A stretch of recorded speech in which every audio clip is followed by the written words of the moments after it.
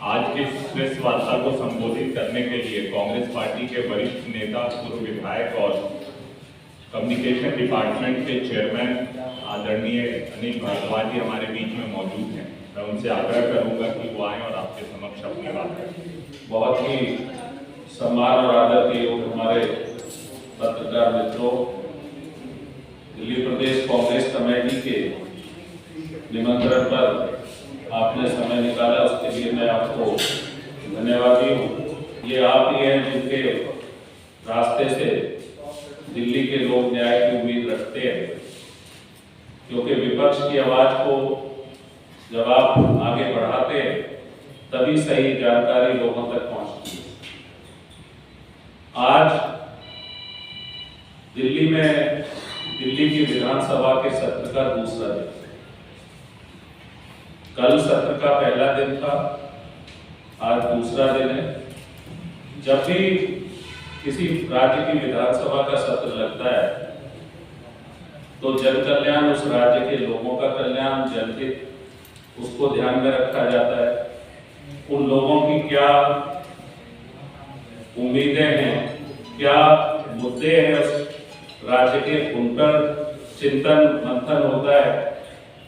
लेकिन बड़ी विडंबना है, दिल्ली की कांग्रेस ये कहना चाहती है कि 2 दिन का विशेष सत्र जो दिल्ली विधानसभा का चल रहा है, उसमें दिल्ली के लोगों के जनहित या जन कल्याण के लिए कोई चर्चा नहीं। जनता भी जान महसूस कर रही है, परेशानी है, लेकिन दिल्ली की सरकार विधानसभा में शायद विशुद्ध रूप से राजनीतिक जो पर्यटन चल रहा है दिल्ली के मुख्यमंत्री का, उसको मजबूती देने के लिए ये विशेष सत्र को उन्होंने शायद आहूत किया।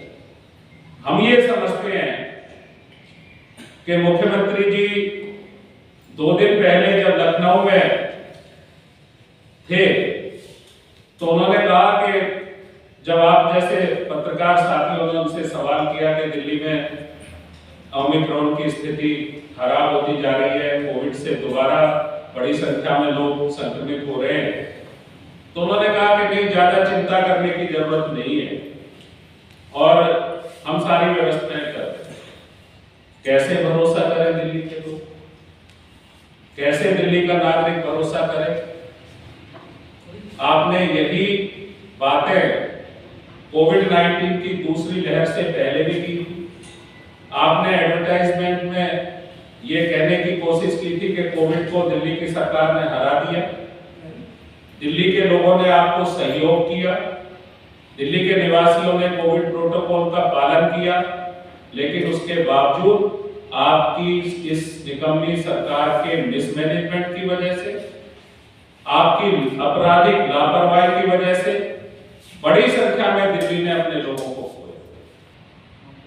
आपने जिस तरह से ट्रीट किया कोविड-19 की दूसरी लहर को, जिस तरह से लोगों को भगवान भरोसे छोड़ा, आप आंकड़ों में कह सकते हैं कि ऑक्सीजन की कमी की वजह से कोई डेथ नहीं हुई, लेकिन पत्रकार भी इस बात के गवाह है। आप जागरूक जिम्मेदार पत्रकार बंधुओं के माध्यम से ये बात निकल के आई कि किस तरह से ऑक्सीजन की कमी दिल्ली में हुई थी उस समय। और आज जब तीसरी लहर की आशंका है, लगभग ओमिक्रॉन के केस दिल्ली में इतना स्पीडली बढ़ रहे हैं, तो आज आप दिल्ली की विधानसभा में कोई चर्चा नहीं कराएंगे? इतने गंभीर विषय पे आपने दिल्ली की विधानसभा में चर्चा में विषय नहीं रखा आपने कोविड को और कोविड-19 के हालात को। आप बताते विधानसभा में, भरोसा देते विधानसभा के पटल से कि दिल्ली की सरकार ये कर रही है, लेकिन आपने तो एक बार भी एक शब्द भी चर्चा नहीं की। क्या चर्चा आप कर रहे हैं दिल्ली की विधानसभा में? आप विशुद्ध रूप से राजनीतिक हित साध रहे हैं। दिल्ली के लोग परेशान हैं। आबकारी नीति आपने दिल्ली के लोगों पे थोप दी। जिस दिन पहले दिन 17 नवंबर को आपने लागू की, हमने 55 जगह दिल्ली की कांग्रेस ने धरना प्रदर्शन किया था, उन जगहों पे, उन ठेकों पे। हम लगातार अपनी जो हमारी यात्रा चल रही थी पोल जन जागरण अभियान के तहत, उसमें लगातार शराब के लिए लोगों को बता रहे थे कि क्या हालात हो जाएंगे, लेकिन असत्य बयानी की भी हद है। आपने कहा एबीपी न्यूज एक चैनल पे आपने कहा कि हमने तो ठेकों की संख्या कम कर दी है। कैसे कम कर दी? दिल्ली में 17 विधानसभा क्षेत्र ऐसे थे जिनमें एक भी शराब की लिकर की दुकान नहीं थी। आज हर वार्ड में 3 दुकान है। दिल्ली में रिहायशी इलाकों में ठेके नहीं थे। आप जब सरकार में नहीं थी, आप पार्टी केजरीवाल की सरकार नहीं थी, तो केजरीवाल साहब ने 2015 के मैनिफेस्टो से क्या कहा था आपने कि दिल्ली में ये तो माफिया होता है, नेता और जो अधिकारी मिलकर ठेके बांट देते हैं, इनके लिए रायशुमारी होनी चाहिए, इनके लिए मोहल्ला सभाओं से पूछा जाना चाहिए, इनके लिए महिलाओं के ग्रुप से पूछा जाना चाहिए, इनके लिए रेजिडेंट वेलफेयर एसोसिएशन से पूछा जाना चाहिए। दिल्ली की कांग्रेस आपसे ये पूछना चाहती है श्रीमान जी, क्या दिल्ली में किसी एक आरडब्ल्यूए ने भी आपको लिखित में ये कहा कि आप हमारे यहाँ रेजिडेंशियल एरिया में ठेका खोल लीजिए? किसी ग्राम सभा ने आपको अनुमति दी? कौन सी रायशुमारी आपने की? आपने दिल्ली को नशे की राजधानी की ओर बना दिया। आप पंजाब के लिए कहते हैं आप हमें सरकार बना दीजिए, हम पंजाब को शराब मुक्त कर देंगे, नशा मुक्त कर देंगे। मैं पूछना चाहता हूं दिल्ली की इस सरकार से, माननीय मुख्यमंत्री जी, हम आपसे पूछना चाहते हैं, क्या शराब नशा नहीं?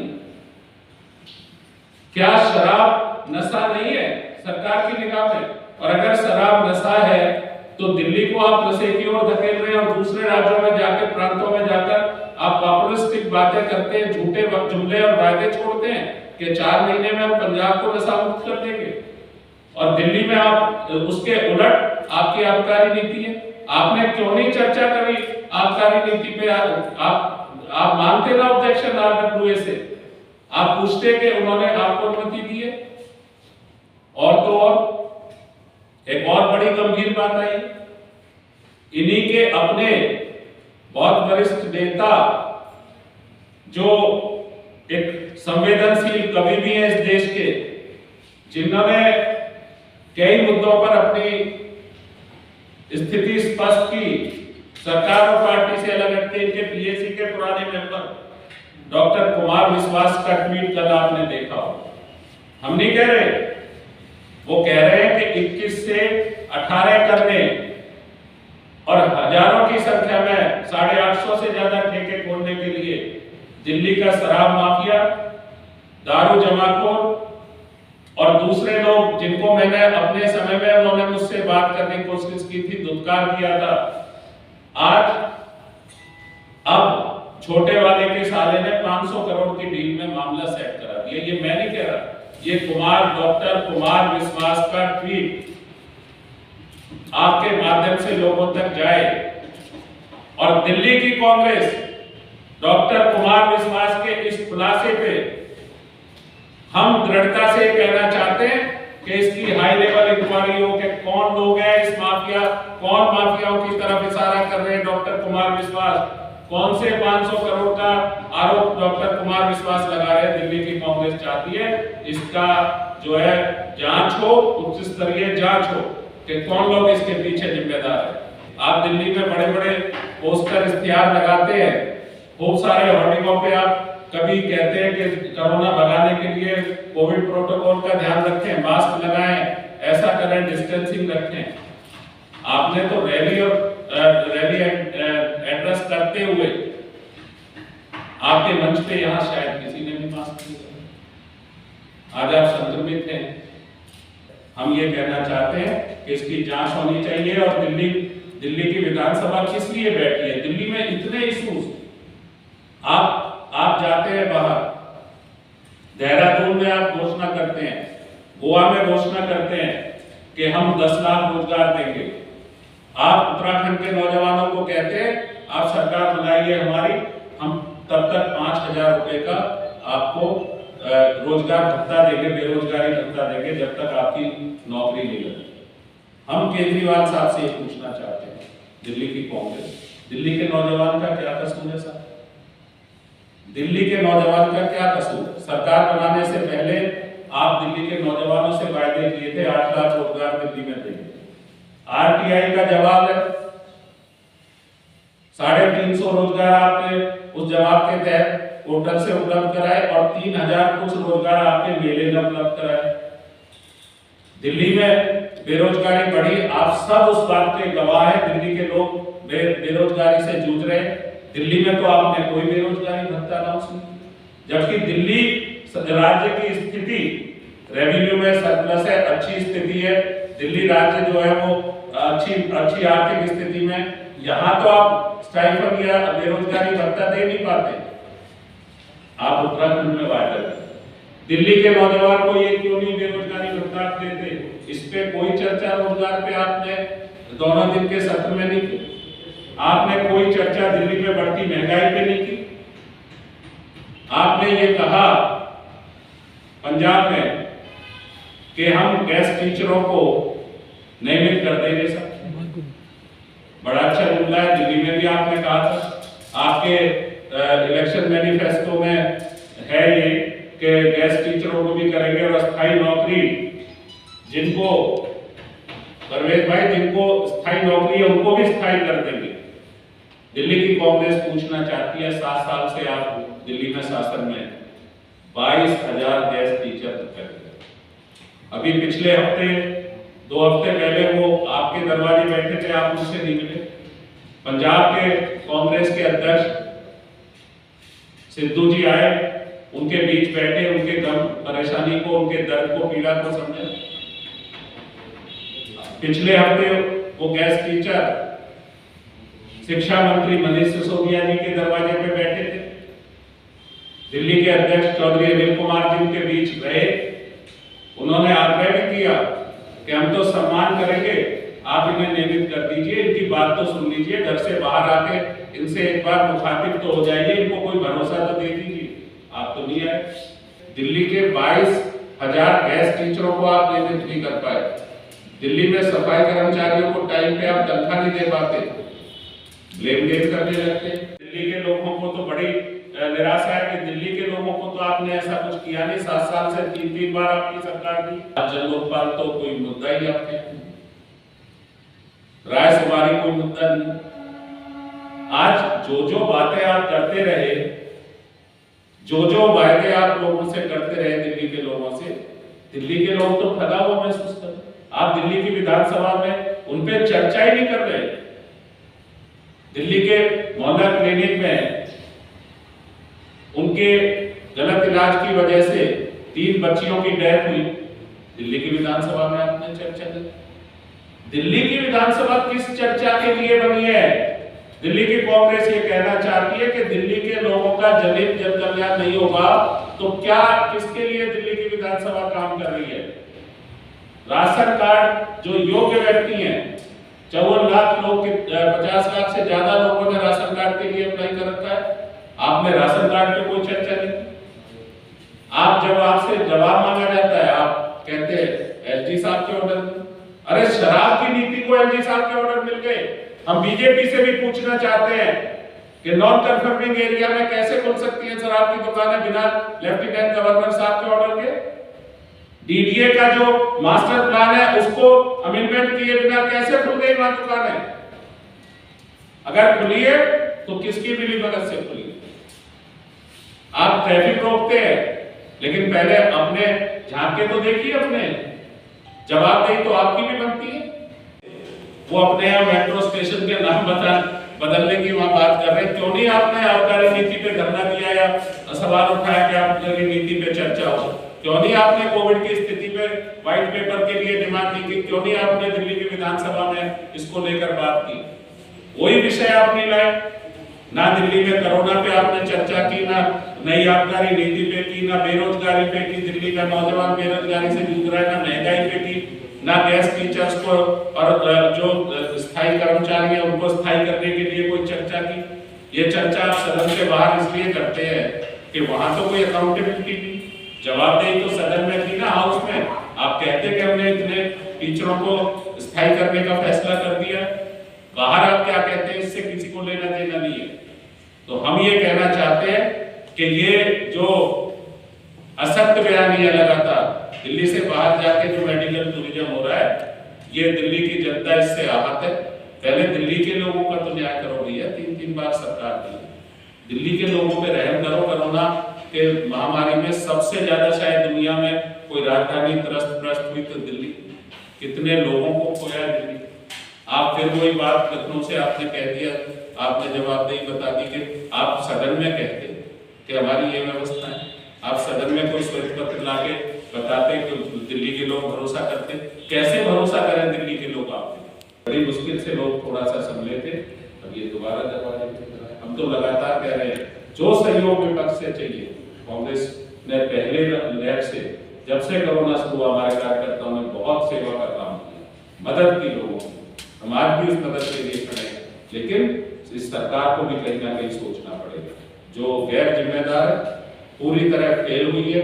अब इस सरकार के मुखिया को कहना चाहते हैं कि प्रचार मंत्री जी आप प्रचार से बाहर आइए और ठोस रूप से दिल्ली के लोगों को इन विषय पर काम करके बताइए। और दिल्ली की विधानसभा टैक्स पेयर के, दिल्ली के जो लोग उम्मीद करते थे कि दिल्ली की विधानसभा में जनहित, दिल्ली के लोगों के हित और कल्याण के लिए कुछ फैसले आएंगे, उसमें आप फेल गए। चर्चा को आपके समाचार पत्र और टेलीविजन और पोर्टल के माध्यम से आगे ले जाएंगे, जिससे दिल्ली की जनता की जो परेशानी और दर्द और पीड़ा है वो सही मायने में इन सरकारों को मजबूर करे, इन सोई हुई सरकारों को जो सिर्फ चुनाव के टूरिज्म पे निकली हुई है, जन कल्याण को दिल्ली की छोड़। धन्यवाद। अभी दिल्ली निगम पार्षद के चुनाव सिर में हैं, तो कितनी तैयारी है सीटों पे जीत के आए तो फिर इस चीज़ को सुधारा जा सके? हमारे तो बिल्कुल पूरी तैयारी है। दोनों के इन सरकारों की मिलीभगत जो दिल्ली में कई सालों से चल रही है, जिसकी वजह से दिल्ली के लोग बहुत झेल रहे हैं ब्लेम गेम को, क्योंकि 15 साल से भाजपा है कॉर्पोरेशन में। एक बारिश होती है, आदमी पूरी दिल्ली जाम हो जाती है, जलभराव होता है, डेंगू फैलता है, दोनों सरकारें एक दूसरे पर ब्लेम करती है। भ्रष्टाचार की आशंका, वहाँ इतना भ्रष्टाचार है कॉर्पोरेशन में, जिसको लेकर हर दिल्ली का आम जनमानस जब कोई एक छोटा लेंटर डालने जाता है, कोई खिड़की दरवाजा लगाने जाता है, उसको पता है क्या हालत है। तो इससे निजात दिलाने के लिए दिल्ली की कांग्रेस ठोस कार्यक्रम के साथ निकली है। हम जो हमारे जन जागरण अभियान के तहत यात्रा चल रही थी, उसको इतना जन समर्थन मिल रहा था, लेकिन अभी जो वो कोरोना की हालात है, हम नहीं चाहते कि दिल्ली के लोग या हमारे कार्यकर्ता भी उसमें स्प्रेड में परेशानी में आए, इसलिए जनहित को देखते हुए इसको स्थगित अभी रखा गया है।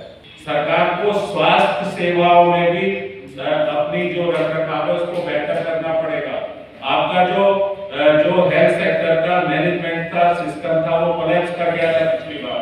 हम कहना चाह रहे हैं कि आप स्पष्ट करिए, आप स्पष्टता के साथ बताइए। हम तो कह रहे हैं सदन में आपको बताना चाहिए था, दिल्ली के लोगों को सदन से भरोसा देना चाहिए था कि हमने ये चीजें पहले से ही करके रखी है। इतने बेड्स, इतने ऑक्सीजन बेड्स, इतने व्यवस्था पैरामेडिकल मेडिकल स्टाफ की जो जरूरत है, और भी जो कोरोना से संबंधित जरूरत है उनको पूरा करने के लिए जो काम किया है उसको बताए सरकार, तभी तो लोग भरोसा करेंगे। तो लोग तो डर में है कि डेली इतने केसेस बढ़ रहे हैं, आप तो कह रहे थे कोई ऐसी बात नहीं है। तो आपका जो गंभीर सवाल है, हम भी उसी बात को उठा रहे हैं कि सरकार को गंभीर होना चाहिए, हम उसमें सहयोग करने के लिए तैयार है। विपक्ष की जो जिम्मेदारी है उसको हम निभाने के लिए। मुख्यमंत्री जी के पास सत्र के लिए भी समय नहीं है, स्पेशल सेशन आप कह रहे हैं। कल तो आपका टेस्ट पॉजिटिव नहीं था, तो हम ये अपेक्षा रखते थे कि सदन के प्रति किसी भी मंत्री मुख्यमंत्री को गंभीर होना चाहिए, सदस्य को गंभीर होना चाहिए, और सदन में उपस्थिति उनको अपनी इंश्योर करनी चाहिए थी। आज तो चलो उनका टेस्ट पॉजिटिव आया है, लेकिन उनको उपस्थित रहना चाहिए था और दिल्ली के इतने अति गंभीर मुद्दों पर वहां चर्चा करानी चाहिए थी। यही दिल्ली की कांग्रेस आपके माध्यम से कह रही है। आबकारी नीति दिल्ली पे थोप दी गई है, सारी दिल्ली में आंदोलन हो रहे हैं, कांग्रेस भी लगातार आंदोलनरत थी, उस पर कोई चर्चा नहीं हुई। आबकारी नीति पर किसी तरह की आपने कोई आश्वासन दिल्ली के लोगों को, जो अस्थायी कर्मचारी थे, विशेषकर गेस्ट टीचर, जिनको आप पंजाब में जाते हैं तो आप कहते हैं कि हम स्थायी कर देंगे वहाँ के टीचर, गेस्ट टीचर। दिल्ली के टीचर 7 साल से आंदोलनरत है, गेस्ट टीचर। आपने क्यों नहीं उनके लिए कोई शब्द सदन से बोला? आपने क्यों नहीं कोई सदन से ऐसा वाक्य निकाला कि जिससे भरोसा बने?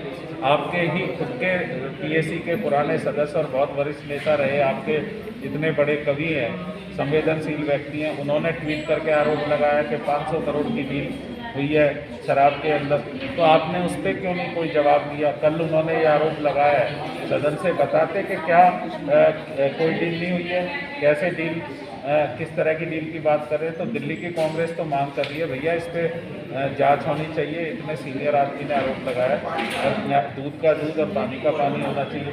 लेकिन सत्र ने दिल्ली की जनता को बुरी तरह निराश किया। सर जी, हम ये जानना चाहते हैं कि आप सरकार की इतनी कमियां निकाल रहे हैं, बहुत सी कमियां आपने गिनाई हैं। अब कांग्रेस की भी सरकार शीला दीक्षित जी के टाइम में काफ़ी समय तक रही है, लेकिन हमें क्या करना चाहिए? कांग्रेस को फिर सत्ता में लाने के लिए जो आपकी कोशिशें हैं वो क्या हो रही हैं? यहाँ पर दिल्ली में बीजेपी और कांग्रेस दोनों ही आपके आगे विफल रही हैं, तीनों टाइम विफल रही है। क्यों उनको आपने मौका दिया आने का सत्ता में, जिसके लिए उनको आपको कमियां गिनाने पड़ रही हैं? लोकतंत्र में कोई राजनीतिक दल मौका नहीं देता, जनता मौका देती है। उनके वायदे इतने बड़े बड़े थे, उनकी लोक लुभावनी घोषणाएं इतनी बड़ी थी, जैसा आज वो पंजाब और उत्तराखंड और गोवा में घोषणाएं कर रहे हैं, वैसी घोषणाएं दिल्ली के लोगों में भी की थी। उन्होंने कहा था अस्थायी लोगों को स्थायी करेंगे, गैस टीचरों को स्थायी करेंगे, आज तक नहीं करा। उन्होंने कहा था जन लोकपाल लाएंगे, एक सरकार 49 दिन में गिरा दी थी, आज तक जन लोकपाल पे चर्चा नहीं करी। उन्होंने कहा था कि दिल्ली में जो शराब की नीति है वो गलत है, नेता और अफसर मिलकर ठेके की बंटवारी कर लेते हैं, रायशुमारी होनी चाहिए। उन्होंने नई आबकारी नीति लाई, उसमें कोई रायशुमारी नहीं हुई। दिल्ली के किसी RWA ने ये लिख के नहीं दिया कि हम अपने यहाँ ठेका चाहते हैं। किससे रायशुमारी की? क्या किसी ग्राम सभा ने कहा? क्या महिलाओं सभा ने कहा? क्या किसी RWA ने कहा? तो ये इतने गंभीर विषय हैं जिनमें सरकार पूरी तरह विफल रही है। अब सरकार बनाने का रोल विपक्षी दल या दलों का नहीं होता, वो लोकतंत्र में जनता का। जनता ने उन्हें चुना है, लेकिन उनकी कमियों को उजागर करना विपक्ष के जागरूक विपक्ष के नाते हमारी जिम्मेदारी। तो क्या इस बार आप जनता को समझाने में सफल हो जाएंगे?